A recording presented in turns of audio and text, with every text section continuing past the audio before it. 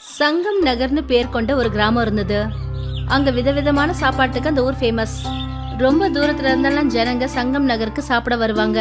சங்கம் நகர்ல இருக்கிற மார்க்கெட் எல்லாமே ஒவ்வொரு கடையும் சாப்பாட்டு கடை தான். அதாவது தாபா, இட்லி ஸ்டால், அப்புறம் சைனீஸ் ஸ்டால், அப்புறம் பிரியாணி சென்டர். எல்லாரும் அவங்கவுங்க ஹோட்டல்ல நடத்திட்டு சந்தோஷமா இருந்தாங்க. என்னங்க சாமி, எப்படி போயிட்டு இருக்கலாம்? ரொம்பவே சூப்பருங்க. காலையில ஸ்டால் ஓபன் பண்ணா போதும், கஸ்டமர்ஸ் வந்துகிட்டே இருக்கிறாங்க. ரொம்ப சந்தோஷம். என்னோட டாபாவும் நல்லா போயிட்டு இருக்கு. மத்தியானம் சாப்பாடுக்கும் சரி, நைட்டு டிஃபனுக்கும் சரி, 2 வேளையும் நல்ல கஸ்டமர்ஸ் வராங்க. என்னோட சைனீஸ் கார்னர் ராத்திரியில நல்லா போகுது. அது என்னமோ உண்மைதான். ஆனா உன்னுடைய கார்னர்ல நிறைய கூட்டம் நிக்குது. இருக்காதா பின்ன? சைனீஸ் உணவு தான் இந்தியாவில எல்லாருக்கும் பிடிச்சது. அத நான் ஒத்துக்க மாட்டேன். சவுத் இந்தியன் உணவு தான் இந்தியாவில எல்லாருக்கும் பிடிச்ச உணவு.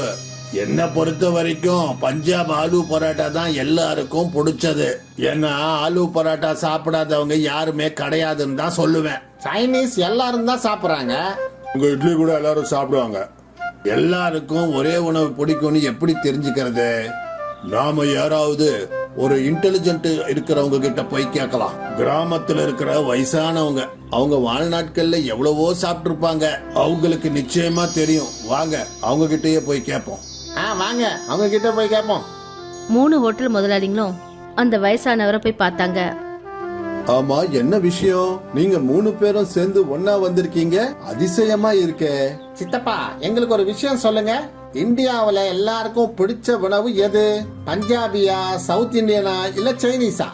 அட, இது ரொம்ப முக்கியமான கேள்வியாச்சே. இந்தியாவுல வெவ்வேறு பகுதியில வெவ்வேறு உணவுகள் எல்லாருக்குமே பிடிக்கும். இதுல எல்லாருக்கும் பிடிச்ச உணவு எதுன்னு சொல்றது ரொம்ப ரொம்ப கஷ்டமான விஷயம். அப்படின்னா நாங்க இதை தெரிஞ்சுக்கவே முடியாதா? ஒரே ஒரு வழிதான் இருக்கு, அது காம்படிஷன். அட சித்தப்பா, அது என்ன காம்படிஷன்? அது எங்களுக்கும் கொஞ்சம் சொல்லுங்க. நீங்க 3 பேரும் பிரம்மாண்டமான உணவை தனித்தனியா செய்யுங்க. அப்புறம் அத ஜனங்களோட மத்தியில வச்சிருங்க. ஜனங்க அவங்களே பார்த்து செக் பண்ணி சொல்லுவாங்க அது அவங்களுக்கு பிடிச்சிருக்கா பிடிக்கலையான்னு. சித்தப்பா, அவங்க எப்படி எங்களுக்கு சொல்லுவாங்க? அதான்ப்பா, நீங்க என்னமோ சொல்லுவீங்களேப்பா, அதான் லைக்ஸ். அதாவது அவங்களுக்கு யாருடைய உணவு ரொம்ப பிடிச்சிருக்கோ அவங்க அந்த உணவுக்கு முன்னாடி லைக்கான ஒரு சின்னத்தை போடுவாங்க. அட்ரஸ் இந்த ஐடியா ரொம்ப நல்லா இருக்கு. இது மூலமா நிறைய பேருக்கு நம்ம உணவோட டேஸ்டும் தெரிஞ்சிடும். அது மட்டும் இல்லாம நமக்கு பப்ளிசிட்டியும் கிடைக்கும். நம்மளுடைய கடை ஃபேமஸ் ஆயிடும். எனக்கு இந்த ஐடியா பிடிச்சிருக்கு சித்தப்பா. தேங்க்யூ சித்தப்பா. வயசான சித்தப்பா கொடுத்த ஐடியா மூலமா 3 ஹோட்டல்காரங்களும் காம்படிஷனுக்கான ஏற்பாடுகளை ஆரம்பிச்சாங்க. கிராமம் முழுக்க போஸ்டர்ஸ் ஓட்டினாங்க. இந்த காம்படிஷன் ரொம்பவே வித்தியாசமா இருந்தது. அது ரொம்ப சீக்கிரத்துல வைரல் ஆயிடுச்சு. அப்புறம் இந்த போட்டியை கவர் பண்றதுக்கு நியூஸ் ரிப்போர்ட்டர்ஸும் வந்துட்டாங்க. இந்த போட்டி கிராமத்துல இருக்கிற கிரவுண்ட்ல நடந்துச்சு. அங்க 3 ஹோட்டல் முதலாளியும் அப்புறம் அவங்க சமையல்காரங்க சமைக்கிறதுக்கான ஏற்பாடுகளை பண்ணிட்டு இருந்தாங்க. அஜித் சார், உங்களுக்கு இந்த காம்படிஷன் ஐடியா எங்க இருந்து கிடைச்சது? ஐயோ, இந்த காம்படிஷன் ஐடியா கொடுத்தது அஜித் கிடையாது. எங்க வயசான சித்தப்பா கொடுத்த ஐடியா தான் இது. அப்படியா? ஆனா இது எதுக்கு? அது எதுக்குன்னா எங்க 3 பேருக்கும் ஒரு விஷயம் புரியவே இல்ல. அதாவது இந்தியாவோட பிடிச்ச உணவு எதுன்னு எங்களுக்கு தெரியல. சோ இந்த ஜெயிண்ட் உணவு காம்படிஷனை எதுக்காக நடத்துறாங்கன்னா, இந்தியாவுல எல்லாருக்கும் பிடிச்ச உணவு எதுன்னு தெரிஞ்சுக்கிறதுக்காக. பஞ்சாபியா, சவுத் இந்தியனா, இல்ல சைனீஸான்னு இத தெரிஞ்சுக்கிறதுக்கு பாத்துக்கிட்டே இருங்க குக்கு டிவி. எல்லா சமையல்காரங்களும் அவங்கவுங்க உணவுகளை செஞ்சுட்டு இருந்தாங்க. ஒருத்தர் பெரிய தட்டுல மாவு பிசைஞ்சிட்டு இருந்தாரு. அப்புறம் ஒருத்தர் பெரிய பாத்திரத்துல நூடுல்ஸை பாயில் பண்ணிட்டு இருந்தாரு. நிறைய பேர் வந்துட்டாங்க. சில மணி நேரத்துல பிரம்மாண்டமான உணவு ரெடி ஆயிடுச்சு. சுவாமி அவர் ஒரு பெரிய மசாலா தோசை செஞ்சாரு. சிங்க என்ன பண்ணாருன்னா பிரம்மாண்டமான நூடுல்ஸும் சூப்பும் செஞ்சாரு. அப்புறம் ஹர்ப்ரீத் பெரிய பரோட்டா அப்புறம் பட்டர் சிக்கன் பண்ணாரு. இப்போ இந்த காம்படிஷன் ஸ்டார்ட் ஆக போகுது. இங்க வருகை தந்தவங்க கிட்ட கேட்டுக்கிறது என்னன்னா, நீங்க இந்த 3 உணவுகளையும் டேஸ்ட் பண்ணி அப்புறம் உங்க லைக்க கொடுக்கணும். உங்களோட லைக் தான் டிசைட் பண்ண போகுது, அதாவது இந்தியாவோட சிறந்த உணவு எதுன்னு. இத கேட்ட உடனே ஆடியன்ஸோட ஆர்வம் அதிகமாயிடுச்சு. முதல்ல ஒரு சின்ன குழந்தை வந்தா. குழந்தை முதல்ல பரோட்டா சாப்பிட்டா. அதுக்கப்புறம் பெரிய மசால் தோசை, அப்புறம் நூடுல்ஸ் சாப்பிட்டா. குழந்தை அவளோட லைக்ஸை நூடுல்ஸ்க்கு கொடுத்தா. முதல் லைக் நூடுல்ஸ்க்கு கிடைச்சிருக்கு. அதுக்கப்புறம் ஒருத்தரா நிறைய பேர் வந்தாங்க. சில பேருக்கு பரோட்டா பிடிச்சிருந்தது, சிலருக்கு மசாலா தோசை, அப்புறம் சில பேருக்கு சைனீஸ் நூடுல்ஸ். சைனீஸ் உணவுக்கு 40 லைக்ஸ் கிடைச்சிருக்கு. பஞ்சாபி உணவுக்கு 39 லைக்ஸ் கிடைச்சிருக்கு. அப்புறம் சவுத் இந்தியன் உணவுக்கு 41 லைக்ஸ் கிடைச்சிருக்கு. ஆனாலும் இந்த காம்படிஷன் இன்னும் முடிவடையல. இன்னும் 2 மணி நேரம் பாக்கி இருக்கு. சுவாமி இதை பார்த்துட்டு மனசார சந்தோஷப்பட்டாரு. அதாவது அவர் ஜெயிக்க போறாருன்னு. கொஞ்ச நேரத்துல இன்னும் ஜனங்க கூட்டமா வந்தாங்க. இவங்களும் ஒவ்வொன்றா எல்லா உணவுகளையும் டேஸ்ட் பண்ணாங்க. அப்புறம் தன்னோட லைக்கை கொடுத்தாங்க. இப்போ இந்த போட்டி முடிவடைந்தது. அப்புறம் ஆச்சரியப்படுற விஷயம் என்னன்னா, பஞ்சாபி, சவுத் இந்தியன், அப்புறம் சைனீஸ் 3 பேருக்கும் 100 லைக் ஈக்குவலா கிடைச்சிருக்கு. இதை கேட்டதும் ஹர்ப்ரீத், சுவாமி, அப்புறம் சிங் 3 பேருக்கும் கவலையாயிடுச்சு. ஐயோ, இப்ப எப்படிப்பா தெரிஞ்சுக்கிறது எந்த உணவு ரொம்ப பிடிச்ச உணவுன்னு? யாருக்கு தெரியும்? அப்பதான் இங்க வயசான சித்தப்பா வந்தாரு. நீங்க தானே எங்ககிட்ட சொன்னீங்க இந்த காம்படிஷன் மூலமா எந்த உணவு எல்லாருக்கும் ரொம்ப பிடிச்ச உணவுன்னு தெரிஞ்சுக்கலாம்னு சொன்னீங்க. ஆனா இங்க 3 பேருக்குமே 100 லைக்ஸ் கிடைச்சிருக்கு. இப்ப கூடவா உங்களுக்கு யாருக்குமே புரியல? அதான் என்ன? அதாவது உங்க 3 பேருடைய உணவுகளும் இந்தியாவில் இருக்கிற எல்லாருக்குமே பிடிச்சிருக்குன்னு அர்த்தம். உணவு இந்தியாவை சேர்த்து வைக்குமே தவிர பிரிக்காது. சவுத் இந்தியாவோட இட்லியை இங்க இருக்கிறவங்க எப்படி விரும்பி சாப்பிடுறாங்களோ அத டெல்லியிலயும் விரும்பி சாப்பிடுவாங்க. பஞ்சாப் பரோட்டா பெங்காலுக்கு சேர்ந்த எல்லார் வீட்லயும் செய்யறாங்க. அப்புறம் இந்த சைனீஸ் உணவோட சுவை கிழக்கிலிருந்து மேற்கு வரைக்கும் மாறவே மாறாது. எப்படி இந்தியாவுல ஒரே ஒரு மொழி இல்லைன்னு சொல்ல முடியாதோ அதே மாதிரிதான் ஒரே ஒரு பிடிச்ச உணவுன்னு சொல்ல முடியாது. ஏன்னா இந்தியா தன்னுடைய பல்முகத்தன்மையால பிரசித்தமானது. இதெல்லாம் டிவில லைவா வந்துகிட்டு இருக்கு. இப்ப பாத்தீங்களா இந்த ஜாயிண்ட் ஃபுட் காம்படிஷன் எப்படி இந்தியாவை சேர்த்துச்சுன்னு? இந்த கிராமத்து ஜனங்க உண்மையதான் சொல்றாங்க. இவங்களுடைய இந்த வயசான சித்தப்பா ரொம்ப புத்திசாலி.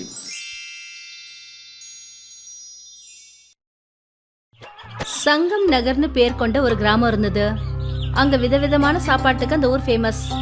ரொம்ப தூரத்துல இருந்தெல்லாம் ஜனங்க சங்கம் நகருக்கு சாப்பிட வருவாங்க. சங்கம் நகர்ல இருக்கிற மார்க்கெட் எல்லாமே ஒவ்வொரு கடையும் சாப்பாட்டு கடை தான். அதாவது தாபா, இட்லி ஸ்டால், அப்புறம் சைனீஸ் ஸ்டால், அப்புறம் பிரியாணி சென்டர். எல்லாரும் அவங்கவுங்க ஹோட்டலை நடத்திட்டு சந்தோஷமா இருந்தாங்க. என்னங்க சாமி, எப்படி போயிட்டு இருக்கலாம்? ரொம்பவே சூப்பருங்க. காலையில ஸ்டால் ஓபன் பண்ணா போதும், கஸ்டமர்ஸ் வந்துகிட்டே இருக்கிறாங்க. ரொம்ப சந்தோஷம். என்னோட டாபாவும் நல்லா போயிட்டு இருக்கு. மத்தியானம் சாப்பாடுக்கும் சரி, நைட்டு டிஃபனுக்கும் சரி 2 வேளையும் நல்ல கஸ்டமர்ஸ் வராங்க. என்னோட சைனீஸ் கார்னர் ராத்திரியில நல்லா போகுது. அது என்னமோ உண்மைதான். ஆனா உன்னுடைய கார்னர்ல நிறைய கூட்டம் நிக்குது. இருக்காதா பின்ன? சைனீஸ் உணவு தான் இந்தியாவில எல்லாருக்கும் பிடிச்சது. அத நான் ஒத்துக்க மாட்டேன். சவுத் இந்தியன் உணவு தான் இந்தியாவில எல்லாருக்கும் பிடிச்ச உணவு. என்ன பொறுத்த வரைக்கும் பஞ்சாப் ஆலு பரோட்டா தான் எல்லாருக்கும் பிடிச்சது. ஏன்னா ஆலு பரோட்டா சாப்பிடாதவங்க யாருமே கிடையாதுன்னு தான் சொல்லுவேன். சைனீஸ் எல்லாரும் தான் சாப்பிடுறாங்க. உங்க இட்லி கூட எல்லாரும் சாப்பிடுவாங்க. எல்லாருக்கும் ஒரே உணவு பிடிக்கும்னு எப்படி தெரிஞ்சுக்கிறது? நாம யாராவது ஒரு இன்டெலிஜென்ட் இருக்கிறவங்க கிட்ட போய் கேட்கலாம். கிராமத்துல இருக்கிற வயசானவங்க, அவங்க வாழ்நாட்கள்ல எவ்வளவோ சாப்பிட்டு இருப்பாங்க. அவங்களுக்கு நிச்சயமா தெரியும். வாங்க அவங்க கிட்டயே போய் கேட்போம். வாங்க அவங்க கிட்ட போய் கேட்போம். 3 ஹோட்டல் முதலாளிகளும் அந்த வயசானவரை போய் பார்த்தாங்க. ஆமா, என்ன விஷயம்? நீங்க 3 பேரும் சேர்ந்து ஒன்னா வந்திருக்கீங்க. அதிசயமா இருக்கே. சித்தப்பா, எங்களுக்கு ஒரு விஷயம் சொல்லுங்க. இந்தியாவுல எல்லாருக்கும் பிடிச்ச உணவு எது? பஞ்சாபியா, சவுத் இந்தியனா, இல்ல சைனீஸா? அட, இது ரொம்ப முக்கியமான கேள்வியாச்சே. இந்தியாவுல வெவ்வேறு பகுதியில வெவ்வேறு உணவுகள் எல்லாருக்குமே பிடிக்கும். இதுல எல்லாருக்கும் பிடிச்ச உணவு எதுன்னு சொல்றது ரொம்ப ரொம்ப கஷ்டமான விஷயம். அப்படின்னா நாங்க இதை தெரிஞ்சுக்கவே முடியாதா? ஒரே ஒரு வழிதான் இருக்கு, அது காம்படிஷன். அட சித்தப்பா, அது என்ன காம்படிஷன்? அது எங்களுக்கும் கொஞ்சம் சொல்லுங்க. நீங்க 3 பேரும் பிரம்மாண்டமான உணவை தனித்தனியா செய்யுங்க. அப்புறம் அத ஜனங்களோட மத்தியில வச்சிருங்க. ஜனங்க அவங்களே பார்த்து செக் பண்ணி சொல்லுவாங்க அது அவங்களுக்கு பிடிச்சிருக்கா பிடிக்கலையான்னு. சித்தப்பா அவங்க எப்படி எங்களுக்கு சொல்லுவாங்க? அதான்ப்பா நீங்க என்னமோ சொல்லுவீங்களேப்பா, அதான் லைக்ஸ். அதாவது அவங்களுக்கு யாருடைய உணவு ரொம்ப பிடிச்சிருக்கோ அவங்க அந்த உணவுக்கு முன்னாடி லைக்கான ஒரு சின்னத்தை போடுவாங்க. அட்ரஸ் இந்த ஐடியா ரொம்ப நல்லா இருக்கு. இது மூலமா நிறைய பேருக்கு நம்ம உணவோட டேஸ்டும் தெரிஞ்சிடும். அது மட்டும் இல்லாம நமக்கு பப்ளிசிட்டியும் கிடைக்கும். நம்மளுடைய கடை ஃபேமஸ் ஆயிடும். எனக்கு இந்த ஐடியா பிடிச்சிருக்கு சித்தப்பா. தேங்க்யூ சித்தப்பா. வயசான சித்தப்பா கொடுத்த ஐடியா மூலமா 3 ஹோட்டல்காரங்களும் காம்படிஷனுக்கான ஏற்பாடுகளை ஆரம்பிச்சாங்க. கிராமம் முழுக்க போஸ்டர்ஸ் ஓட்டினாங்க. இந்த காம்படிஷன் ரொம்பவே வித்தியாசமா இருந்தது. அது ரொம்ப சீக்கிரத்துல வைரல் ஆயிடுச்சு. அப்புறம் இந்த போட்டியை கவர் பண்றதுக்கு நியூஸ் ரிப்போர்ட்டர்ஸும் வந்துட்டாங்க. இந்த போட்டி கிராமத்துல இருக்கிற கிரவுண்ட்ல நடந்துச்சு. அங்க 3 ஹோட்டல் முதலாளியும் அப்புறம் அவங்க சமையல்காரங்க சமைக்கிறதுக்கான ஏற்பாடுகளை பண்ணிட்டு இருந்தாங்க. அஜித் சார், உங்களுக்கு இந்த காம்படிஷன் ஐடியா எங்கிருந்து கிடைச்சது? ஐயோ, இந்த காம்படிஷன் ஐடியா கொடுத்தது அஜித் கிடையாது, எங்க வயசான சித்தப்பா கொடுத்த ஐடியா தான் இது. அப்படியா? ஆனா இது எதுக்கு? அது எதுக்குன்னா எங்க 3 பேருக்கும் ஒரு விஷயம் புரியவே இல்லை. அதாவது இந்தியாவோட பிடிச்ச உணவு எதுன்னு எங்களுக்கு தெரியல. சோ இந்த ஜெயிண்ட் உணவு காம்படிஷனை எதுக்காக நடத்துறாங்கன்னா இந்தியாவுல எல்லாருக்கும் பிடிச்ச உணவு எதுன்னு தெரிஞ்சுக்கிறதுக்காக. பஞ்சாபியா, சவுத் இந்தியனா இல்ல சைனீஸான்னு இத தெரிஞ்சுக்கிறதுக்கு பாத்துக்கிட்டே இருங்க குக்கு டிவி. எல்லா சமையல்காரங்களும் அவங்கவுங்க உணவுகளை செஞ்சுட்டு இருந்தாங்க. ஒருத்தர் பெரிய தட்டுல மாவு பிசைஞ்சிட்டு இருந்தாரு. அப்புறம் ஒருத்தர் பெரிய பாத்திரத்துல நூடுல்ஸை பாயில் பண்ணிட்டு இருந்தாரு. நிறைய பேர் வந்துட்டாங்க. சில மணி நேரத்துல பிரம்மாண்டமான உணவு ரெடி ஆயிடுச்சு. சுவாமி அவர் ஒரு பெரிய மசாலா தோசை செஞ்சாரு. சிங் என்ன பண்ணாருன்னா பிரம்மாண்டமான நூடுல்ஸும் சூப்பும் செஞ்சாரு. அப்புறம் ஹர்ப்ரீத் பெரிய பரோட்டா அப்புறம் பட்டர் சிக்கன் பண்ணாரு. இப்போ இந்த காம்படிஷன் ஸ்டார்ட் ஆக போகுது.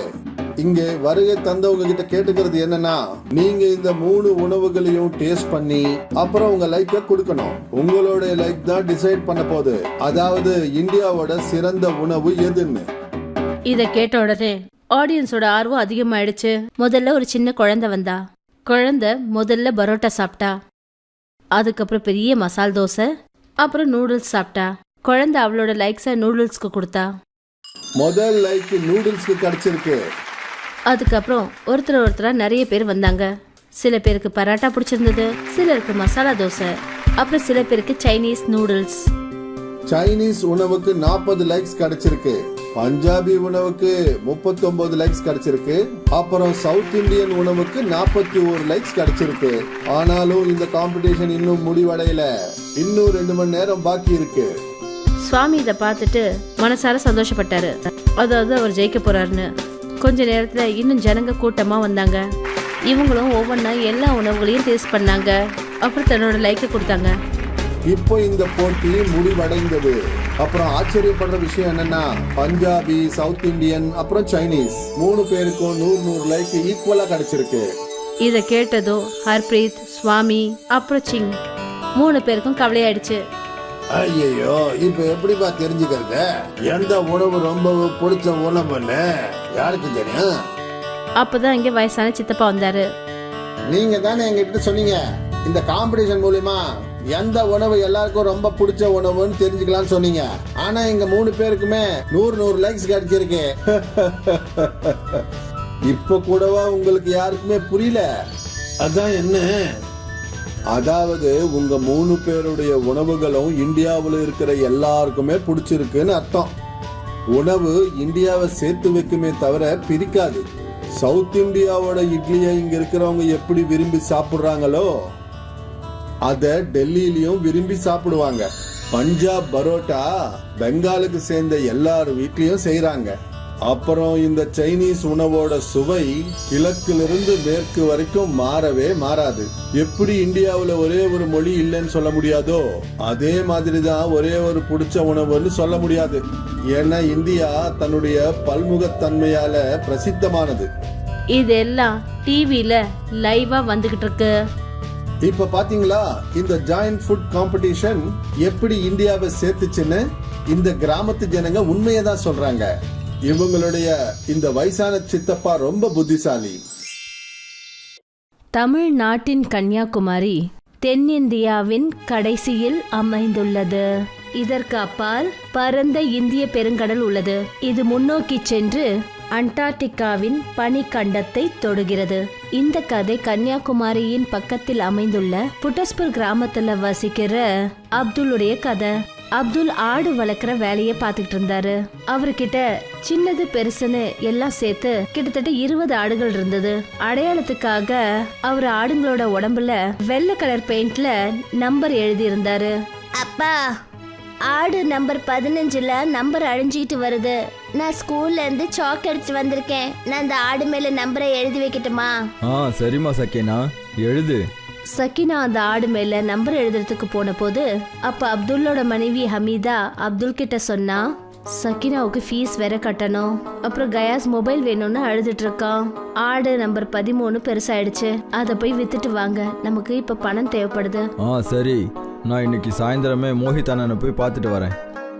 ஆடு ஏதாவது பெருசாயிடுச்சுன்னா அப்துல் ஆட்டை ஏதாவது மட்டன் வியாபாரி கிட்ட கொண்டு போய் வித்துருவாரு. வா அப்துல், வா. இன்னைக்கு என்ன கொண்டு வந்திருக்க? இன்னைக்கு சூப்பரான பொருள் தான் கொண்டு வந்திருக்கேன். இதுக்கு எனக்கு கண்டிப்பா 15,000 கிடைச்சே ஆகணும்.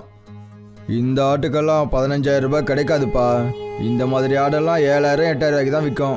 இருந்தாலும் நீ எனக்கு ரொம்பவே தெரிஞ்ச ஆளு, அதனால நான் உனக்கு 10,000 ரூபாய் தரேன். இதுக்கு மேலே இந்த ஆட்டுக்கு யாரும் விலை கொடுக்கவே மாட்டாங்கப்பா. அப்துல் 10,000 ரூபாய்க்கு அந்த ஆட்டை வித்துட்டாரு. ஒரு பேடா ஸ்வீட்டும் பணத்தையும் வாங்கிக்கிட்டு வீட்டுக்கு போனாரு. ஆட்டை எவ்வளோக்கு வித்தீங்க? மோஹித் அண்ணன் 10,000 ரூபாய் தான் கொடுத்தாரு. மோஹித் உங்களுக்கு கம்மியா பணம் கொடுக்கறாரு. நீங்க ஏன் வேற ஒரு கடைக்காரர்கிட்ட போய் விற்க கூடாது? மோஹித் அண்ணன் கூட நமக்கு ரொம்ப வருஷமா பழக்கம் இருக்கு. அவரு சரியான விலையை தான் கொடுத்துருக்காருன்னு நினைக்கிறேன். இந்த 10,000 ரூபாவில் சக்கீனாவோட ஃபீஸ், கயாஸ்க்கு மொபைல் ரெண்டுத்தையும் வாங்கிட முடியுமா என்ன? என்கிட்ட ஒரு 3,000 ரூபாய் இருக்கு. 13,000 ரூபாயில எல்லா வேலையும் முடிஞ்சிடும். பசங்களுக்கு இதை சாப்பிட கொடு. அப்துல் என்னைக்கு எந்த ஆடை வித்தாலும் அவருக்கு கஷ்டமாவும் இருக்கும். ஏன்னா அந்த ஆடுகளை வளர்க்கும் போது அது மேல ஒரு பாசமும் ஏற்பட்டுரும். ஆனா அதை வித்தாகணுங்கிறது அப்துல்லோட சூழ்நிலை. குதிரைக்கு பொருட்கள் மேல பாசம் வந்துட்டா அப்புறம் அது எதை சாப்பிடும்? அப்துல்லோட வீடு ரொம்ப பழசாவும் விரிசல் விட்டும் இருந்தது. ராத்திரி எல்லாரும் தூங்கிட்டு இருக்கும் போது பயங்கரமான மழை பெஞ்ச காரணத்தினால மேல் தளம் உடைஞ்சு ஒரு பெரிய பகுதி கயாஸோட கால்ல வந்து விழுந்தது. கயாஸோட கால்ல பயங்கரமா அடிபட்டு போச்சு. அப்புறம் வீட்டு மேல் தளத்துல ஒரு பெரிய ஓட்டை விழுந்துடுச்சு. கயாஸ்க்கு கால் வைத்தியம் பார்த்ததுல நிறைய பணம் செலவாயிடுச்சு. நான் உங்ககிட்ட எவ்வளவு நாளா சொல்லிட்டு இருக்கிற வீட்டை பழுது பாருங்கன்னு. இப்ப பாருங்க எவ்வளவு பெரிய பிரச்சனை ஆயிடுச்சு. இப்ப வைத்தியத்துக்கும் பணம் செலவாக்கிட்டே போகுது. இப்ப அந்த ஓட்டையை வேற மறைக்கணும். நம்ம வீட்டை பழுது பார்க்கறதுக்கு என்கிட்ட அந்த அளவுக்கு காசு எங்க இருக்குன்னு சொல்லு. மறுபடியும் இந்த பழைய வீட்டுல காசு செலவு பண்றது முட்டாள்தனம் தான். இது எப்ப வேணா உடஞ்சு விழுந்துடலாம். நீங்க எப்படியாவது பணம் சம்பாதிங்க. சீக்கிரமா புது வீடு கட்டுறதுக்கு ஏற்பாடு பண்ணுங்க. அப்புறம் நமக்கு மேல இந்த மேற்கூரையும் இருக்காது. நம்ம இந்த ஆட்டெல்லாம் வளர்த்து விற்கிறதுனால எந்த ஒரு பலனும் கிடைக்கவே மாட்டேங்குது. நான் வேற ஏதாவது தான் யோசிச்சாகணும். ஆமாப்பா, ஸ்கூல்ல இருக்கிற பசங்களும் எங்களை ஆடுங்களோட அண்ணன் தங்கச்சின்னு சொல்லி தான் கிண்டல் பண்றாங்க. நீங்க வேற ஏதாவது வேலை பாருங்களேன். அப்துலுக்கு பேட்டான்னா ரொம்ப பிடிக்கும். அவர் யோசிச்சாரு, தான் ஏன் பேட்டா வியாபாரம் பண்ணக்கூடாதுன்னு. நான் கன்னியாகுமரிக்கு போக போறேன். அப்புறம் அங்க போய் பேட்டா வியாபாரம் பண்ண போறேன். ஆனா உங்களுக்கு பேட்டா பண்ண தெரியாதுங்களே. அப்போ நான் வேற ஏதாவது கடையில போய் வேலை பார்த்து பேட்டா செய்ய கத்துக்க போறேன். அப்பா, நீங்க பேட்டா செய்யறதுக்கு கத்துக்கிறதுக்காக எந்த கடையிலையும் வேலை செய்ய வேண்டாம். அன்னைக்கு நீங்க பேட்டா வாங்கிட்டு வந்தீங்கல்ல, அன்னைக்கு நான் யூடியூப்ல பேட்டா செய்யறது எப்படின்னு வீடியோ பார்த்தேன். அப்துல் தாங்கிட்ட இருந்த மொத்த ஆடுகளையும் வித்துட்டாரு. அப்புறம் கன்னியாகுமரிக்கு போய் பேட்டா செய்யறதுக்கான பொருட்கள் எல்லாத்தையும் வாங்கினாரு. அப்புறம் அதை கடையில வியாபாரம் பண்ண ஆரம்பிச்சிட்டாரு. பேட்டா கிலோ எத்தனை ரூபாங்க? கிலோ வெறும் 200 ரூபாய் தாங்க. ஏன் பசங்க கலர் பேட்டா தான் சாப்பிடுவாங்க. உங்ககிட்ட கலர் பேட்டா இருக்குதா? அட, இப்போ இல்லைன்னு. ஆனா சீக்கிரமாவே அதையும் தயார் பண்ணிடுவோம். மெல்ல மெல்ல அப்துல்லோட வியாபாரம் அதிகமாச்சு. அப்புறம் அவருடைய கடை நகரத்துல அப்துல் பேட்டா ஸ்வீட் கடைன்ற பேர்ல ரொம்ப ஃபேமஸ் ஆக ஆரம்பிச்சது. அப்துல் கிட்ட பணம் ஓரளவுக்கு சேர்ந்ததுக்கு அப்புறமா அவர் தனக்குன்னு ஒரு சொந்த வீட்டை கட்டினாரு. பசங்களா, உங்களோட எக்ஸாம் எல்லாம் முடிஞ்சதுக்கு அப்புறமா நம்ம எல்லாரும் ஸ்ரீலங்கா போய் சுத்தி பார்க்கலாம். அப்துல்லோட குடும்பம் ஸ்ரீலங்காவை சுத்தி பார்க்க போன போது அப்ப அவர் தான் கூட தான் கடையோட பேட்டாவையும் கொண்டு போனாரு. அவரு ஸ்ரீலங்கா ஜனங்களுக்கு ஃப்ரீயா பேட்டா கொடுத்தாரு. நீங்களே சொல்லுங்க அண்ணே, எங்களோட பேட்டா எப்படி இருக்கு? உண்மையிலே இந்த பேட்டாவோட சுவை சூப்பரா இருக்கு. எங்களோட ஊர்ல அலின்ற பேர்ல ஒருத்தர் பேட்டா விற்கிறாரு. ஆனா இன்னைக்கு தான் எனக்கு தெரிய வருது, அந்த அலியோட பேட்டா கொஞ்சம் கூட சுவையே இல்லை. அப்துல்லோட குடும்பமும் அலியோட பேட்டாவை வாங்கி சாப்பிட்டாங்க. சீ, இது ரொம்ப கசப்பா இருக்கு. இத முழுங்க கூட முடியல. அப்பா, கன்னியாகுமரியில தான் உங்க கடை ஃபேமஸ் ஆயிடுச்சே. அந்த கடையை நீங்க வேலைக்காரங்க பொறுப்புல விட்டுட்டு இங்க ஒரு சொந்தமா கடை போடுங்கப்பா. நீ ரொம்ப சரியா சொன்ன சக்கினா. இப்போ நம்ம பிஸ்னஸை ஸ்ரீலங்காலையும் ஆரம்பிக்கலாம். அப்துல் இந்தியாவில இருந்து பேட்டாவை வரவழைச்சாரு. அப்புறம் ஸ்ரீலங்கால தன்னோட வியாபாரத்தை ஆரம்பிச்சாரு. ஸ்ரீலங்காலையும் அப்துல்லோட வியாபாரம் வேகமா பரவ ஆரம்பிச்சது. அலியோட பேட்டாவை இப்போ மக்கள் முகர்ந்து பார்க்கறத கூட விட்டுட்டாங்க. அலி ஒரு நாள் அப்துல் கிட்ட போனாரு. இங்க பாருங்கண்ணே, நீங்க உங்க பேட்டாவை எப்படி தயார் பண்றீங்க? நான் உங்களோட செய்முறையை கத்துக்க நினைக்கிறேன். உங்களுக்கு ரொம்பவே நன்றி நண்பா. நான் பேட்டாவை எப்படி செய்கிறேன்றது எல்லாத்தையும் உங்களுக்கு தெளிவாக சொல்கிறேன். அலி அப்துல் பேட்டா தயார் பண்றதுக்கான விதத்தை முழு ப்ராசஸையும் பார்த்தாரு. அவருக்கு அந்த வித்தியாசம் புரிஞ்சு போச்சு. வித்தியாசம் என்னன்னா, ஃப்ரெஷ்ஷான பூசணிக்காவோட குவாலிட்டி தான். அப்துல் அண்ணே, நீங்க எதுக்காக இவ்வளோ குவாலிட்டியில் பேட்டாவை செஞ்சு எல்லாருக்கும் விற்கிறீங்க? லோ குவாலிட்டியில் பேட்டாவை செய்யுங்க. செலவும் கம்மியாயிடும், வருமானமும் அதிகமாயிடும். இல்லை, என்னால் அப்படியெல்லாம் பண்ணவே முடியாது. நான் என்னோட கஸ்டமர்களுக்கு ரொம்பவே நல்ல குவாலிட்டியில் செய்கிற பேட்டாவை தான் கொடுக்கணும்னு நினைக்கிறேன். நீங்களும் நீங்கள் செய்கிற பேட்டாவோட குவாலிட்டியை அதிகப்படுத்துங்க. இங்கே பாருங்க, ஒருவேளை நீங்களும் நானும் லோ குவாலிட்டியில் பேட்டாவை செஞ்சு விற்றோம்னா அப்புறம் உங்கள் குவாலிட்டிக்கும் என் குவாலிட்டிக்கும் சந்தேகமே யாருக்கும் வராது. 2 பேருக்கும் வருமானம் அதிகமாகும். உங்களுக்கு ஓகேனா நான் என்னோட இம்போர்ட்டர் கிட்ட சொல்லி உங்களுக்கும் தர சொல்கிறேன். அவர் உங்களுக்கும் லோ குவாலிட்டி பேட்டாவை தருவார். இல்லைண்ணே, எனக்கு லோ குவாலிட்டியில் பேட்டா வேண்டாம். ஒருவேளை இந்த ஆள் மட்டும் இங்கே இருந்தானா அப்புறம் என்னோட வியாபாரம் மொத்தமாக அழிஞ்சிடும். அலி ஒரு லேடி கிட்ட கொஞ்சம் பணத்தை கொடுத்தாரு. அப்புறம் அவளை அப்துல் கிட்ட அனுப்பி வச்சாரு. என்கிட்ட கையில காசு இல்ல, ஆனா எனக்கு ஸ்வீட் சாப்பிடணும்னு ரொம்ப ஆசையா இருக்கு. நீங்க எனக்கு கொஞ்சம் உங்க பேட்டா தரீங்களா? தங்கச்சி, உங்களுக்கு எவ்வளோ வேணுமோ நீங்கள் சாப்பிடுங்க. அல்லாவோட கருணையால் நீங்கள் சாப்பிட்றதால என்னோட வருமானம் எந்த அளவுக்கும் குறைஞ்சே போயிடாது. உங்களோட குரல் பேட்டா மாதிரியே இனிமையா இருக்கு. நீங்க என்ன தங்கச்சின்லாம் சொல்லாதீங்க. என்னோட பேரு ரசீலி. என்ன நீங்க இந்த பேரை சொல்லியே கூப்பிடலாம். நான் உங்களை தனிமையில சந்திக்க விரும்புறேன். உங்ககிட்ட டைம் இருக்கா? அலியோட பிளான் என்னன்னா, ரசீலி அப்துல்ல தன்னோட வலையில சிக்க வைக்கணும்னு. அப்புறம் அவர் மேல பொய்யான பழிய சுமத்தி அவருக்கு கெட்ட பேரை வாங்கி கொடுத்து ஜெயிலுக்கு அனுப்பணுன்றதுதான் பிளான். ஆனா அலியோட பிளான் வெற்றி அடையவே இல்லை. அப்துல் ரசீலி பேசுற பேச்சை கேட்டு அவளை எடை போட்டாரு. அப்புறம் ரொம்ப உறுதியா சொன்னாரு, நான் ஒரு கல்யாணம் ஆன ஆளு, அதனால என்னால் உங்களை தனியாலாம் பார்க்க முடியாது. ஒரு பொண்ணை வச்செல்லாம் அந்த ஆளை மயக்கவே முடியாது. நீங்க வேற ஏதாவது பிளான் போடுங்க. அலி தனக்கு தெரிஞ்ச ஒரு மந்திரியை பார்க்கறதுக்கு போனாரு. மந்திரி ஐயா, அப்துல்ன்ற பேர் கொண்ட ஒரு இந்தியன் என்னோட வியாபாரத்தில் தடை பண்ணிக்கிட்டே இருக்கான். நீங்கள் எப்படியாவது உங்களோட அதிகாரத்தை பயன்படுத்தி அவனை திரும்பவும் தமிழ்நாட்டுக்கு அனுப்பி வச்சுருங்களேன். இந்திய அரசாங்கத்தோட நல்ல உறவு வச்சுக்கிறது நமக்கு இப்போ ரொம்பவே முக்கியம். இந்திய அரசு எல்லா விதத்துலையும் நமக்கு உதவி பண்ணிக்கிட்டே இருக்காங்க. இந்த நேரத்தில் ஒரு இந்திய வியாபாரிக்கு கஷ்டத்தை கொடுக்கறது நல்லதே கிடையாது. நீ உன்னோட பிரச்சனையை நீயே பார்த்துக்கோ. அலி ரொம்ப கோவத்தோட தன்னோட வீட்டுக்கு போனாரு. என்ன ஆச்சு? இப்பெல்லாம் நீங்க ஏன் இவ்வளோ டென்ஷனா வரீங்க? இப்போ என்னோட பிரச்சனையை தெரிஞ்சுக்கிட்டு நீ என்ன பண்ண போற? உனக்கு நல்ல நகையும் நல்ல துணியும் மட்டும் தானே வேணும். நகையும் நல்ல துணிமணிகளையும் போட்டுக்கிறதுல என்னங்க தப்பு இருக்கு? ஆனா உங்களோட பிரச்சனைக்கு காரணம் என்னன்னு தான் சொல்லுங்களேன். என்னால முடிஞ்சா நான் ஏதாவது வழி சொல்லுவேன்ல. அலி தன்னோட மனைவி கிட்ட விஷயங்களை சொன்னாரு. என் அண்ணன் ஷாருக் அண்டார்டிகாவுக்கு சுற்றுப்பயணம் போறாரு. அந்த ஆளை கப்பல்ல கொண்டு போய் அண்டார்டிகால எங்கேயாவது தூக்கி போட்டுருங்க. அங்க ஒரே பனிக்கட்டியா இருக்கும். உறைஞ்சு போய் அங்கேயே செத்து போயிடுவான். அலியோட மச்சான் அண்டார்டிகா பயணம் செய்யற நாள் அன்னைக்கு ஒரு நாள் முன்னாடி அலி சில முகமூடி போட்ட ரவுடிங்களோட அப்துல்ல கடத்தினாங்க. அப்துல்லோட கால் கைகள்லாம் கட்டி போட்டு கண்ணுல துணியை கட்டி விட்டு கப்பல்ல கொண்டு வந்து போட்டாங்க. அலியோட மச்சான் அப்துல்ல பனி நிறைஞ்ச அண்டார்டிகா பனிமலையில வீசிட்டு வந்துட்டாங்க. அங்கெல்லாம் ரொம்ப தூரம் வரைக்கும் பனிக்கட்டியை தவிர வேற எதுவுமே கிடையாது. எப்படியோ அப்துல் தன்னோட கண்ணில் இருந்த கட்டை அவுத்தாரு. இப்போ நான் எங்கே வந்துட்டேன்? இங்கே ரொம்பவே குளிரா இருக்கே, ரொம்பவே பசிக்கவும் செய்யுது. இங்கே சாப்பிட்றதுக்கு எதுவும் கிடைக்காது போலயே.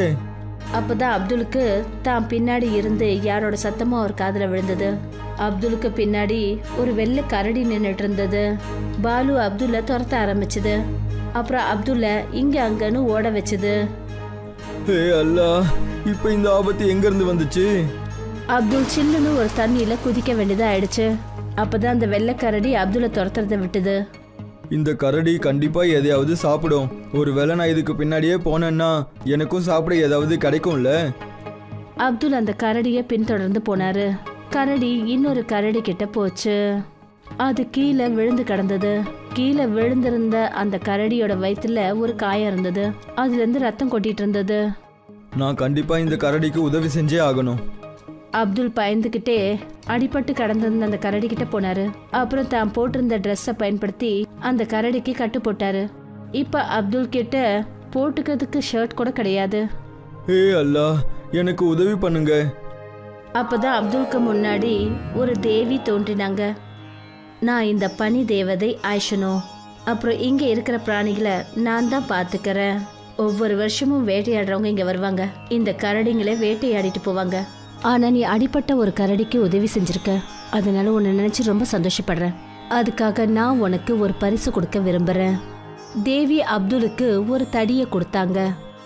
இந்த தடியால பனியை தொட்டா போதும், அந்த பனி அதே மாதிரி மாறிடும். எது உனக்கு தேவையோ அது. நான் கன்னியாகுமரியிலிருந்து வந்திருக்கேன்.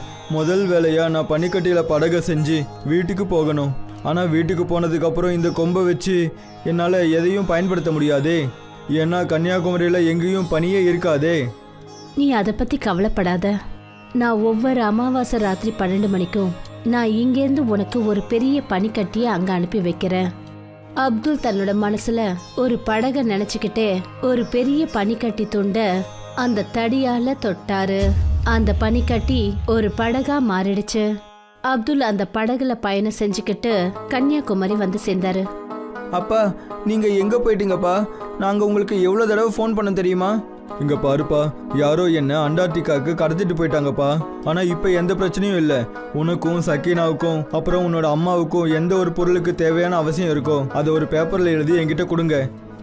அமாவாசை ராத்திரி அன்னைக்கு அப்துல் கடற்கரையில போய் நின்னுட்டு இருந்தாரு.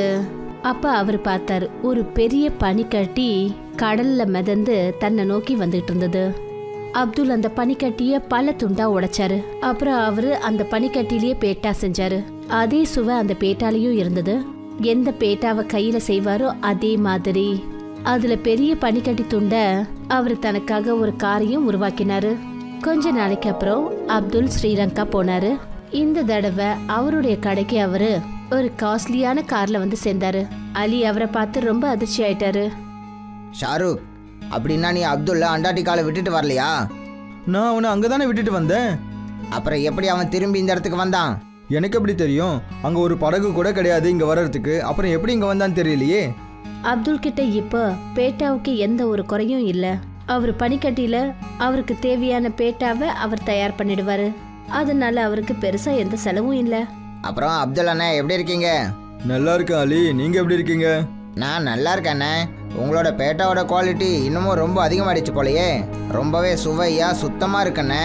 அப்படியே ஐஸ் கட்டி மாதிரி இருக்கு. நீங்கள் ரொம்ப சரியாக சொன்னீங்க. நான் இந்த பேட்டாவை ஐஸ் கட்டி வச்சு தான் தயார் பண்ணுறேன். பேட்டா ஐஸ் கட்டியில் தயார் பண்ணுறீங்களா?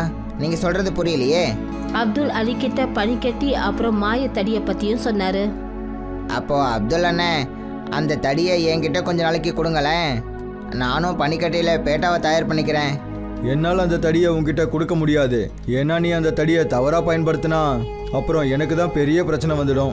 நீ ஒரு வேலை பண்ணு, நீ அமாவாசை ராத்திரி அன்னைக்கு கன்னியாகுமரிக்கு வந்துடு. நான் அந்த பனிக்கட்டியில் பேட்டாவை தயார் பண்ணுவேன். அப்புறம் அதை உனக்கு குறைஞ்ச விலைக்கு நான் கொடுக்குறேன். அப்போ தானே உன்னோட வியாபாரமும் நல்லா நடக்கும். நான் இவனை அண்டார்டிகாவுக்கு கொல்றதுக்காக அனுப்பி வச்சேன். ஆனால் இவன் வரம் வாங்கிட்டு அங்கேருந்து திரும்பி வந்திருக்கான். இப்போ எனக்கே கருணை காட்டுறானா? நானும் அண்டார்டிகாவுக்கு போய் அந்த தேவி கிட்ட இருந்து மாய தடியை வாங்கிட்டு வர போகிறேன். அலி தன்னோட மச்சான் கூட அண்டார்டிகாவுக்கு போனாரு. ஷாருக், நீ கல் எடுத்து அடிச்சு ஒரு கரடியை காயப்படுத்து. நான் அந்த கரடிக்கு உதவி பண்ணுற மாதிரி போவேன். அப்புறம் அந்த தேவி சந்தோஷப்பட்டு எனக்கு வரம் கொடுப்பாங்க. அப்புறம் நானும் அப்துல்லா மாதிரியே பணக்காரன் ஆயிடுவேன். ஷாருக் என்ன பண்ணான்னா ஒரு கரடி வயித்துல அம்ப விட்டு அதை காயப்படுத்தினான். அலி அந்த கரடி கிட்ட போனாரு. அந்த கரடிக்கு மருந்த பூசி உதவி பண்ணாரு. அப்பதான் பனி தேவதை அந்த இடத்துல தோன்றினாங்க. நீ பேசினதை நான் கேட்டேன். நீ என்கிட்ட வரம் பெறறதுக்காக வேணுனுமே அந்த கரடிய காயப்படுத்தியிருக்க, உனக்கு நிச்சயம் தண்டனை கிடைக்கும். தேவி 4 கரடிய அலி பின்னாடி அனுப்பினாங்க.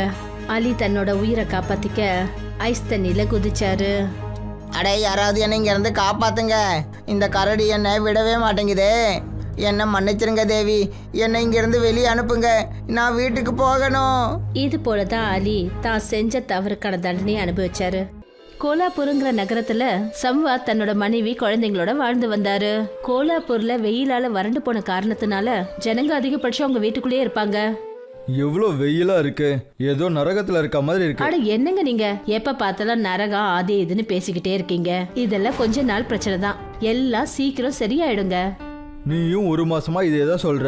இன்னைக்கு நல்லா சாப்பிட்ரு, நாளைக்கு நமக்கு சாப்பாடும் கிடைக்காது. வேற கிராமத்துல நகரத்துல இருக்கிற மாதிரி நம்மளும் சந்தோஷமா இருந்தா. மத்த கிராமத்து ஆம்பளைங்க எப்பவும் வேலை செய்யறாங்க, நல்லா உழைக்கிறாங்க. உங்களை மாதிரி ஒண்ணும் இல்ல, சும்மா வெட்டியா வீட்டுல உட்காந்துக்கிட்டு பேசிட்டு இருக்க.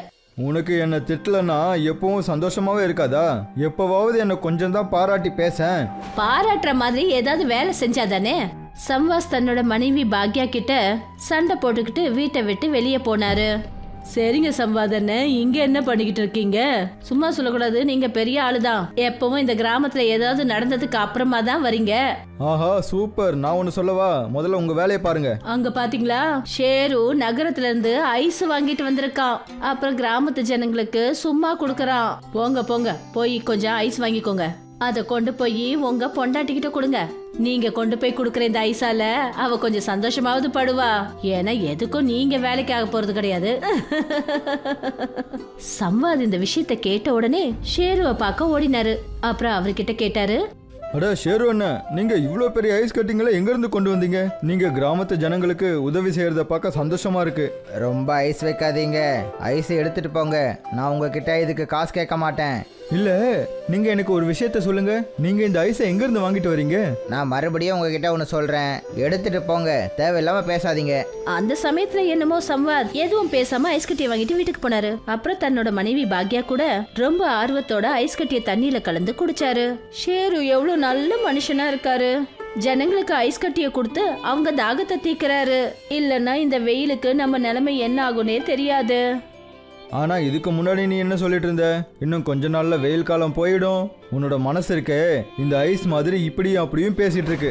அடுத்த நாள் சம்வாத் ஷேருவை பின்தொடர்ந்து போனாரு. அப்புறம் அவர் பின்னாடியே அந்த ஐஸ் கட்டி இருக்கிற இடத்துக்கு போனாரு. அங்க போய் பார்த்தா யாரோ ஒரு தெரியாத மனுஷங்கிட்ட பேசிட்டு இருந்தாரு. இங்க பாருங்க, இன்னும் சில நாளைக்கு ஐஸ் கொடுங்க, நான் உங்ககிட்ட கெஞ்சி கேட்டுக்கிறேன். இதனால என்னோட கிராமத்துல என்னோட மரியாதை அதிகமாயிடும், அப்படியே நான் என் கிராமத்துக்கு தலைவராகவும் ஆயிடுவேன். சரி சரி, இங்க பாரு, இதுதான் கடைசி முறை. இதுக்கப்புறம் நான் உனக்கு ஒரு ஐஸ் துண்டு கூட கொடுக்க மாட்டேன். எடுத்துட்டு அமைதியா இங்கிருந்து போயிடு. ஒழுங்கா இல்லனா விரோதம் தான் வரும். அப்படியே சரி அண்ணே, இந்த முறை கொஞ்சம் அதிகமா எடுத்துக்கிறேன். ஷேரு அப்புறம் அந்த ஐஸ்காரர் பேசிட்டு இருந்தத சம்வாத் ரொம்பவே நல்லா புரிஞ்சுக்கிட்டாரு. இப்ப ஷேருவோட குட்டு உடைஞ்சிடுச்சு. ஷேரு அங்கிருந்து போன உடனே சம்வாத் அந்த ஐஸ்காரர் கிட்ட சொன்னாரு, நான் என்ன சொல்றேன்னா, நான் சொல்றத நீங்க ஏன் கேட்க மாட்டீங்க? நீங்க ஏதாவது சொன்னாதானே நான் அதை கேட்க முடியும். என்ன நீங்க வெறுப்பேத்தாதீங்க, நான் ஏற்கனவே கடுப்பா இருக்கேன். ஷேரு உங்ககிட்ட இருந்து இந்த ஐஸ் கட்டியை ஃப்ரீயா வாங்கிட்டு போனால, அதை நீங்க காசு வாங்கிட்டு விற்பீங்களா? நீங்க எனக்கு நிறைய பணம் கொடுத்தீங்கன்னா கண்டிப்பா நிச்சயமா நான் அதை உங்களுக்கு விற்பேன். ஆனா ஒரு கண்டிஷன் இருக்கு, நீங்க ஷேருக்கும் அப்புறம் யாருக்கும் ஐஸ் விற்க கூடாது. அதை பத்தி நீங்க கவலைப்படாதீங்க, அவங்கெல்லாம் இலவசமா வாங்கிட்டு போறாங்க. நீங்க பணம் கொடுக்கறதால நான் உங்களுக்கு மட்டும்தான் விற்பேன். மறுநாள்ல இருந்தே அந்த ஐஸ்காரர் ஷேருக்கு ஓசில ஐஸ் கட்டி கொடுக்கறத நிறுத்திட்டாரு. அப்புறம் சம்வாதுக்கு பணத்தை வாங்கிக்கிட்டு ஐஸ கொடுத்தாரு.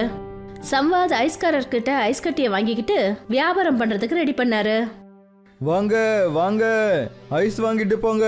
சுத்தமான குளுமையான ஐஸ் வாங்குங்க, வெப்பத்தை போக்குங்க. வாங்க வாங்க. அடேங்கப்பா, பரவாயில்லையே சம்வாதண்ண, அப்படி போடுங்க. நான் அருவால கிராமத்துல ஐஸ் கட்டி விக்கிறீங்களா? நாங்க ஓசில ஷேரு கிட்டே ஐஸ் வாங்கிக்கிறோம். இனிமே ஷேரு எல்லாம் வரமாட்டாரு. வாங்குனா வாங்குங்க, இனிமே இலவசம் கிடையாது. 50 ரூபாய் கொடுத்தா ஒரு ஐஸ் துண்டு உங்களுக்கு கிடைக்கும். சம்வாத் இப்ப அவர் மனசுல பட்ட வேலையை சொல்லி ஐஸ் கட்டி விற்க ஆரம்பிச்சாரு. ஷேருவோட கையில இப்ப ஒண்ணுமே கிடையாது. சம்வாத் ஐஸ் கட்டி விக்கிறத பார்த்த ஷேரு என்ன சொன்னாருன்னா, வாவ் நண்பா வாவ், நீ என் பின்னாடியே வந்து எல்லா விஷயத்தையும் தெரிஞ்சுக்கிட்டு நல்லா என்னை ஏமாத்திட்டல்ல. நான் என்னோட நல்லதுக்கான ஒரு வழியை தான் தேடினேன். நீ போய் தலைவர் ஆகிறதுக்கான ஏற்பாடுகளை பண்ணு. அப்படியா? உனக்கு இந்த விஷயமும் தெரிஞ்சு போச்சா? ஷேருவால அப்ப எதுவும் பண்ண முடியல. ஆனா சம்வாதோட மனசுல பேராசங்கிற மரம் வளர ஆரம்பிச்சிருச்சு. சம்வாத் கிராமமா போய் ஐஸ் கட்டி விற்க ஆரம்பிச்சாரு. அப்புறம் கிராமத்து ஜனங்களால அந்த வெயில் தாங்க முடியாத காரணத்தினால வேற வழி இல்லாம சம்வாத் கிட்ட ஐஸ் கட்டி வாங்க வேண்டியதாயிடுச்சு. இன்னிலிருந்து எனக்கு நிறைய ஐஸ் கட்டி வேணும். நான் உங்களுக்கு நிறைய பணம் தரவும் தயாரா இருக்கேன். நான் என்ன இங்க ஐஸ் மலையவா வச்சிருக்கேன்? என்னால உங்களுக்கு ஐஸ் தர முடியும். ஆனா இங்க இவ்வளவுதான் இருக்கு. வேணும்னா வாங்குங்க, இல்லைன்னா போங்க. ஷேரு உங்களை விட எவ்வளவோ நல்லவன். அவன் தலைவர் ஆவறதுக்காக ஆசைப்பட்டு என்னென்னவோ பண்ணிட்டு இருக்கான். ஆனா மனசளவுல நல்லவன். சம்வாத் அதிகமான பண ஆசையில ஐஸ் கட்டியில சுத்தம் இல்லாத தண்ணியை மிக்ஸ் பண்ணாரு. அப்பதான் ஐஸ் அதிகமாகும்னு குளத்துல இருந்து தண்ணி எடுத்துட்டு வந்து அந்த ஐஸ்காரர் கிட்ட கொடுக்க ஆரம்பிச்சாரு. அதனால ஐஸ் அதிகமாகும், அப்புறம் அதிகமா பணம் சம்பாதிக்க முடியும்னு நினைச்சாரு. ஆமா, நீங்க இவ்வளவு ஐஸ் கட்டியை எங்க இருந்து எடுத்துட்டு வரீங்க? கிராமத்துல சில பேர் அந்த ஐஸ் தண்ணியை குடிச்சு உடம்பு சரியில்லாம ஆயிட்டாங்க. எனக்கு என்னமோ ரொம்ப பயமா இருக்குங்க. பணத்துக்காக ஆசைப்பட்டு நீங்க வேற ஏதாவது தப்பான வேலை செய்றீங்களா என்ன? கிராமத்து ஜனங்களுக்கு உடம்பு சரியில்லைன்னா அதுக்கு நான் என்ன பண்ணுவேன்? நான் வெறும் ஒரு ஐஸ் வியாபாரி தானே. என்னமோங்க, ஆனா தப்பான வேலை செய்யாதீங்க. ஆனா சம்வாத் யார் சொல்லியும் கேட்கல. குளத்து தண்ணியால ஐஸ் கட்டிய சேகரிச்சு அவரு கிராமத்து ஜனங்க கிட்ட வியாபாரம் பண்ணாரு. அதனால கிராமத்துல பாதிக்கு அதிகமா ஜனங்க உடம்பு சரியில்லாம போயிட்டாங்க. ஜனங்களுக்கு ஜுரம், அப்புறம் நிறைய நோய்கள் வர ஆரம்பிச்சது. இது எல்லாத்தையும் யமதர்மரும் சித்ரகுப்தனும் பார்த்துட்டு இருந்தாங்க. இப்பெல்லாம் கோலாப்பூர்ல ஐஸ் மழையே பெஞ்சிட்டு இருக்கு யமராஜா அவர்களே. இன்னும் அந்த சம்பாத்துக்கு ஆயுள் காலம் எவ்வளோ இருக்கு? இன்னும் அவனோட வாழ்க்கையில 40 வருஷம் பாக்கி இருக்கு யமராஜா. நம்மளால இந்த ஆயுள் காலத்தை குறைக்க முடியாது. நம்ம போன தடவை மாதிரியே மறுபடியும் பூமிக்கு போய் தான் ஆகணும். அப்புறம் அவனுக்கு பாடம் கற்றுக் கொடுக்கணும். அப்படின்னா நம்ம இந்த தடவை ஐஸ் வியாபாரம் பண்ணலாமே. நீங்க என்ன சொல்றீங்க? எப்படி முள்ளால எடுக்கணுமோ அதே மாதிரி ஐஸால எடுக்கணும். நீ என்னோட ஆட்டத்தை பார்க்க தானே போற. ஒரு வியாபாரி மாதிரி வேஷத்தை போடு. யமராஜரும் சித்ரகுப்தனும் கோலாப்பூர் கிராமத்துக்கு மாறு வேஷத்துல போனாங்க. அதுவும் ஒரு பெரிய வியாபாரிங்க மாதிரி அங்க போயிட்டாங்க. இப்ப நம்ம என்ன பண்ணணும் மகாராஜா? நம்ம இங்க ஒரு பெரிய ஐஸ் மலையை உருவாக்கலாம். பேராசை அதிகமா இருக்கிறதால கண்டிப்பா அந்த இடத்துக்கு சம்பாத்து வருவான். யமதர்மர் தன்னோட திவ்ய சக்தினால ஒரு பெரிய ஐஸ் மலையை உருவாக்கினாரு. கிராமத்து ஜனங்க எல்லாம் ஐஸ் கட்டி மலையை பார்த்து அதிர்ச்சி ஆயிட்டாங்க. வாய்ப்பு கிடைச்ச உடனே சம்வாத் அங்கேயும் போயிட்டாரு. இந்த ஐஸ்காரன் எனக்காக தான் இந்த மலையை உருவாக்கியிருக்கான் போல. அவனும் என்கிட்ட மாட்டிக்கிட்டான். ஆனா எனக்கு என்ன, நான் ஐஸ் மட்டும்தான் விற்க போறேன். சம்வாத் அந்த ஐஸ் மலையை பார்த்துட்டு அந்த இடத்துக்கு போயிட்டாரு. அப்புறம் சொன்னாரு, இந்த ஐஸ் மலை எங்க இருந்து வந்துச்சு? அப்ப யமதர்மரும் சித்ரகுப்தனும் அங்க வந்தாங்க. அப்பதான் சித்ரகுப்தன் சொன்னாரு, அதை பத்தி நீங்க எதுக்கு கவலைப்படுறீங்க? இந்த ஐஸ் உங்களுக்காக தான் வந்திருக்கு. போய் நீங்க எடுத்துக்கோங்க. எங்களை அந்த ஐஸ் கடைக்காரர் தான் உங்ககிட்ட அனுப்பி வச்சாரு. இந்த ஐஸ் உங்களுக்கு உதவியா இருக்கும். ஏன்னா நீங்க எவ்வளவு பெரிய விஷயம் பண்றீங்க. அதுவும் இந்த வெயில்ல மக்களுக்கு ஐஸை கொண்டு போய் சேர்க்குறீங்க. இது ரொம்பவே பெரிய காரியம். அட, இந்த விஷயம் எனக்கே தெரியுமே. யாராவது என் மூஞ்சிக்கு முன்னாடி புகழ்ந்தாங்கன்னா அது எனக்கு ரொம்பவே வெக்கமா இருக்கும். சம்வாத் எதை பத்தியும் யோசிக்காம அப்புறம் அந்த ஐஸ் மலையில ஐஸ் கட்டியை எடுக்கிற ஆசையில உள்ள போனாரு. அவரு அந்த ஐஸ் மலை கிட்ட போன உடனே யமதர்மர் தன்னோட சக்தினால அவரை ஒரு பெரிய ஐஸ் அறையில, அதாவது அவரை ஐஸ் ஜெயில கைதாக்கிட்டாரு. இங்க என்ன நடக்குது? நான் இந்த ஐஸ் ஜெயிலுக்குள்ள எப்படி வந்தேன்? எனக்கு ரொம்ப குளிரா இருக்கு. என்னை இங்க இருந்து வெளியே எடுங்க. சம்வாத ஐஸ் ஜெயில பார்த்துட்டு அவரோட மனைவி பாக்யாவும் ஷேருவும் அதிர்ச்சி ஆயிட்டாங்க. அப்பதான் ஷேரு சொன்னாரு, யார் நீங்களாம்? அப்புறம் எங்க கிராமத்தால எதுக்காக தொந்தரவு பண்றீங்க? தயவு செஞ்சு என் புருஷனை விட்டுடுங்க. பாருங்க, குளிர்னால அவரு எவ்வளவு நடுநடுங்கிட்டு இருக்காரு. அதிகமான குளிர் ஏற்பட்டு அவருக்கு ஏதாவது உடம்பு சரியில்லாம போயிட போகுது. அப்ப கிராமத்து ஜனங்களுக்கு அவங்க யாருன்னு காட்ட யமதர்மரும் சித்ரகுப்தனும் தன்னோட அசல் உருவத்துக்கு வந்துட்டாங்க. அப்புறம் சொன்னாங்க, நான் யமன், யமலோகத்தின் அரசன். அப்புறம் நான் தான் சித்ரகுப்தன். யமதர்மரையும் சித்ரகுப்தனையும் அவங்களோட உண்மையான உருவத்துல பார்த்ததுமே கிராமத்து ஜனங்க பயந்துட்டாங்க. ஷேருவும் பாக்கியாவும் ரொம்ப வேதனையோட அவங்க கிட்ட சொன்னாங்க, நீங்க எதுக்காக எங்க கிராமத்துக்கு வந்தீங்க? அப்புறம் என் புருஷனுக்கு ஏன் இவ்வளவு கொடுமையான தண்டனை கொடுத்தீங்க? இது அவனா தேடிக்கிட்ட ஒரு தண்டனை தான். அப்பதான் யமதர்மரும் சித்ரகுப்தனும் உண்மைகள் எல்லாத்தையும் கிராமத்து ஜனங்க கிட்ட சொன்னாங்க. என்னை விட்டுடுங்க, குளிர் அதிகமா இருக்கு, என்னோட உயிரே போகுது. நான் என்னோட எல்லா தவறையும் ஒத்துக்கிறேன். இனிமே நான் அப்படி பண்ணவே மாட்டேன். கருணை காட்டுங்க சாமி, நீங்க ஒரு தெய்வம், நீங்க தான் எல்லாமே. என் புருஷனுக்கு உயிர் பிச்சை கொடுங்க யமதர்மராஜா. நான் ஒரு விதவையாக விரும்பல. யமதர்மர், பாக்கியா அப்புறம் கிராமத்து ஜனங்க சொல்றத கேட்டுட்டு ஐஸ் மலை ஜெயில இல்லாம பண்ணிட்டு என்ன சொன்னாங்கன்னா, நான் உன்னோட உயிரை எடுக்கிறதுக்காக இங்க வரல, நான் உனக்கு பாடம் கற்றுக் கொடுக்க தான் இங்க வந்தேன். ஆனா உனக்கு தண்டனையை கொடுக்காம நான் இங்க இருந்து போக மாட்டேன். நீங்க தான் தண்டனையை கொடுத்துட்டீங்களே, நான் எல்லாத்தையும் புரிஞ்சுக்கிட்டேன். உனக்கு நிச்சயமா தண்டனை கிடைக்கும். இன்னையிலிருந்து நீ எப்போல்லாம் ஐஸை தொடுறியோ அதை நீ தொட்ட உடனே உனக்கு அப்பவே கரண்ட் ஷாக் அடிக்கும். இத சொல்லிட்டு யமதர்மரும் சித்திரகுப்தனும் அந்த இடத்துல இருந்து மறைஞ்சு போயிட்டாங்க. சம்வாதுக்கு அவரோட தண்டனை கிடைச்சிருச்சு. அப்புறம் அவர் தன்னோட மனைவி கூட அமைதியா இருக்க ஆரம்பிச்சாரு. கிராமத்து ஜனங்க ஷேருவை கிராமத்து தலைவரா அறிவிச்சாங்க. அப்புறம் ரொம்ப நிம்மதியா இருந்தாங்க. திவாகர் ஒரு ஏழை விவசாயி. பழங்களையும் காய்களையும் விளைய வச்சு குடும்பத்தை பார்த்துக்கிட்டு இருந்தாரு. அவர் தன்னோட தோட்டத்தில் சாணத்தையும் அப்புறம் இயற்கையான உரத்தை பயன்படுத்துவார். இதனால அவரோட விளைச்சல் எப்போவுமே நல்லா இருக்கும். கஸ்டமர்ஸ் எப்போவுமே அவர்கிட்ட இருந்து தான் காய்களை வாங்கிட்டு இருந்தாங்க. திவாகரண்ணா, பப்பாளி என்ன விலை? கிலோ 50 ரூபா. 2 கிலோ கொடுங்க. இந்தாங்க 100 ரூபா கொடுங்க. திவாகர் கிட்ட எப்போவுமே கஸ்டமர்ஸ் கூட்டம் இருக்கும். ஆனா திவாகர் கிட்டேயே ஸ்டால் வச்சுட்டு இருக்கிற பைரவ் கிட்ட மட்டும் ஒரு நாளைக்கு 1-2 கஸ்டமர்ஸ் மட்டும்தான் வருவாங்க. ஏன்னா பைரவ் பழங்களையும் காய்களையும் விளைய வைக்கிறதுக்கு கெமிக்கல் ஃபர்டிலைசர்ஸை பயன்படுத்திக்கிட்டு இருந்தான். இதனால அவனோட விளைச்சல் நல்லாவே இருக்காது. அப்புறம் அவனோட வருமானமும் கம்மியா இருந்தது. இதனாலேயே அவன் எப்பவுமே திவாகரை பார்த்து பொறாமப்பட்டுட்டு இருப்பான். இவனை இப்பவே ஏதாவது பண்ணணும், இல்லனா என் வியாபாரத்தையே முடிச்சிருவான். பைரவ் யோசிக்க ஆரம்பிச்சான். இப்படி ரொம்ப நேரம் யோசிச்சதுக்கு அப்புறம் பைரவோட மூளையில ஒரு ஐடியா வந்தது.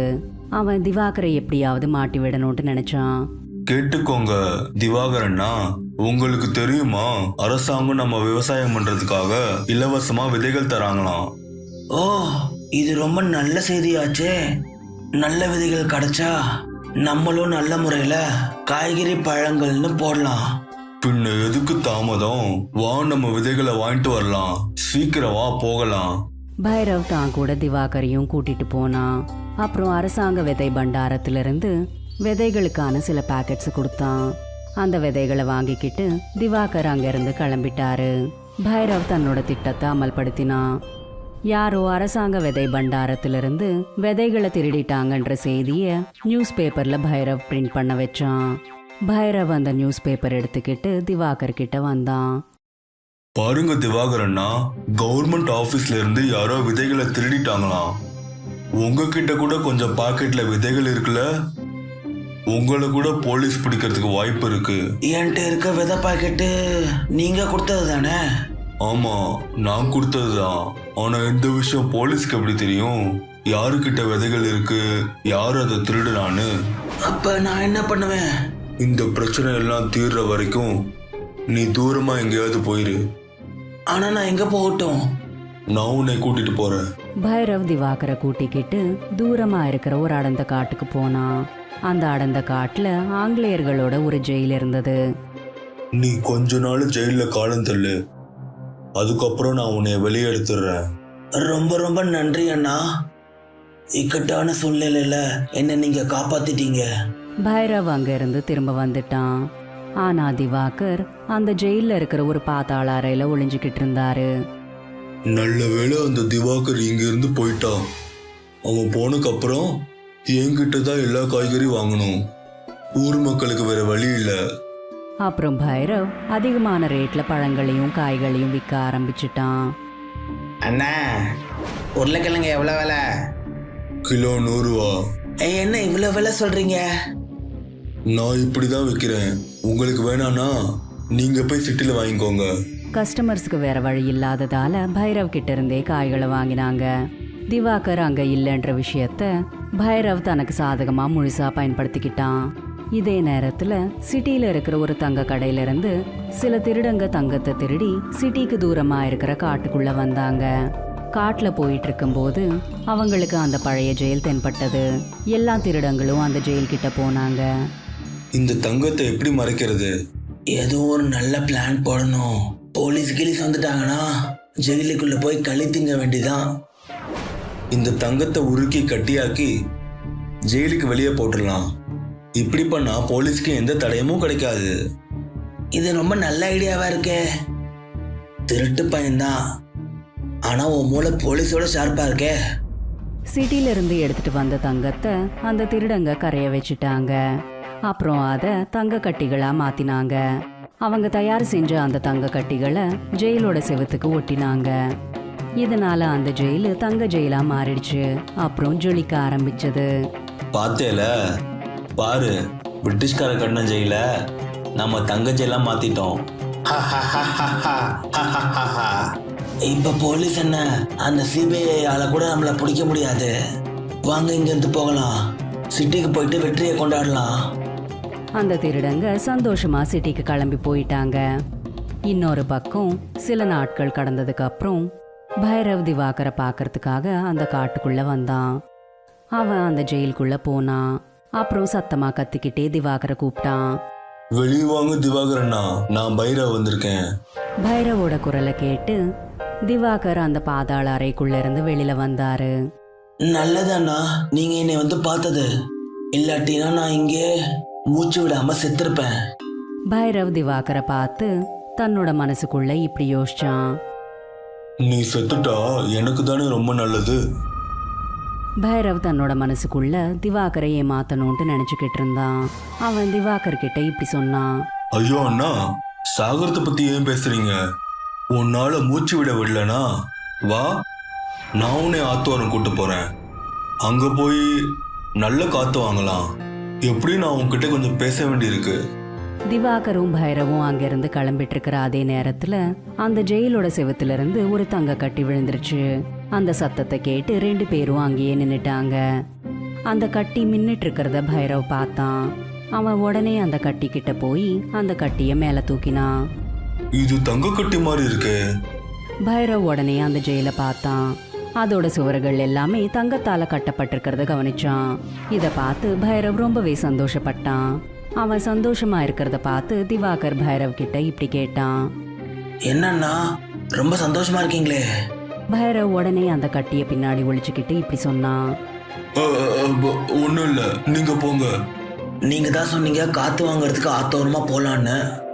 ஏதோ என்கிட்ட பேசணும்னு சொன்னீங்க. நான் என்ன சொல்ல வந்தேன்னா, போலீஸ் அந்த திருடனை பிடிச்சிட்டாங்க.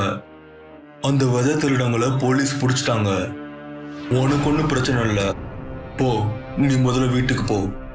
என்ன ரொம்ப சந்தோஷப்படுத்துற செய்தி நீங்க சொல்லிட்டீங்க. சரி வீட்டுக்கு போலாம். இல்ல, எனக்கு கொஞ்சம் வேலை இருக்கு. நீ போ, நான் அப்புறம் வரேன். சரி, நீங்க உங்க வேலையை முடிச்சிட்டு வாங்க, நான் அப்புறம் வரேன். திவாகர் ரொம்பவே சந்தோஷமா தன்னோட வீட்டுக்கு கிளம்பிட்டாரு. இன்னொரு பக்கம் தங்க கட்டிகளால கட்டப்பட்ட ஜெயில பார்த்து பைரவுக்கு சந்தோஷத்துல பைத்தியமே பிடிச்ச மாதிரி ஆயிடுச்சு. எனக்கு லாட்டரி அடிச்சிருக்கு. நான் 50 ரூபாய்க்கு காய்கறி வித்துட்டு இருந்தேன். இப்ப பார்த்தா கோடீஸ்வரன் ஆயிரம் போலே. பைரவ் செவுத்துல ஒட்டி இருக்கிற தங்க கட்டிகளை எல்லாத்தையும் எடுக்க ஆரம்பிச்சிட்டான். அப்புறம் அங்கேயே பக்கத்துல இருக்கிற ஒரு பையில அந்த தங்கத்தை நிரப்ப ஆரம்பிச்சிட்டான். அப்போதான் சிட்டில இருந்து எல்லா திருடங்களும் வந்தாங்க. ஓ மகனே, நாங்க இந்த தங்கத்தை திருடினது உனக்காகவாப்பா? நீங்க யாரு? எங்களோட திருடிட்டு எங்களே யாருன்னு கேக்குறியா? இந்த தங்கம் என்னோடது. இத முதல்ல நான் தான் பார்த்தேன். ஆனா இத நாங்க தானே இங்க வச்சோம். பைரவ் திருடங்க சொல்றதை எதையுமே கேட்டுக்காம அந்த பைக்குள்ள தங்கத்தை நிரப்பிக்கிட்டே இருந்தான். நம்ம சொல்ற பேச்சு இவன் கேட்க மாட்டான் போலே. வா, இவன் கைய கால உடைப்போம். எல்லா திருடங்களும் சேர்ந்து பைரவை அடிக்க ஆரம்பிச்சிட்டாங்க. அவங்க பைரவை இப்படி அடிச்சிட்டு இருக்கும் போதே அந்த காட்டு வழியா சில போலீஸ்காரங்க போயிட்டு இருந்தாங்க. அந்த போலீஸ்காரங்க இவங்களை பார்த்துட்டாங்க. அங்க பாருங்க, 3-4 பேர் சண்டை போட்டுட்டு இருக்காங்க. போங்க, சீக்கிரம் போங்க. போலீஸ்காரங்க அந்த தங்க ஜெயிலு கிட்ட வந்துட்டாங்க. அப்பா, இவ்வளோ தங்கம் இருக்கே. இந்த தங்கம் எங்களோடது. சிட்டில இருந்து அதை எடுத்துட்டு வரோம். ஓ, சிட்டில ஒரு கொள்ள சம்பவம் நடந்துச்சு. அது நீங்க பண்ணதுதானா? கான்ஸ்டபிள், இவங்க எல்லாத்தையும் அரெஸ்ட் பண்ணுங்க. இன்ஸ்பெக்டர் சார், நான் திருடல. நீ திருடலனா இந்த தங்கத்தெல்லாம் பேக்ல போட்டு எங்க கொண்டு போயிட்டு இருக்க? இன்ஸ்பெக்டர் எல்லா திருடங்களையும் அப்புறம் பைரவையும் ஜெயில போட்டுட்டாரு. அவர் அந்த தங்கத்தை எல்லாத்தையுமே சிட்டில எந்த தங்க கடையில திருட்டு போயிருந்ததோ அதே கடைக்கு எடுத்துட்டு போய் திரும்ப கொடுத்துட்டாரு. இன்னொரு பக்கம் திவாகர் தன்னோட தோட்டத்துல நல்லா உழைச்சு பழங்களையும் காய்களையும் விளைச்சாரு. அப்புறம் தன்னோட வாழ்க்கைய சந்தோஷமா வாழ்ந்தாரு.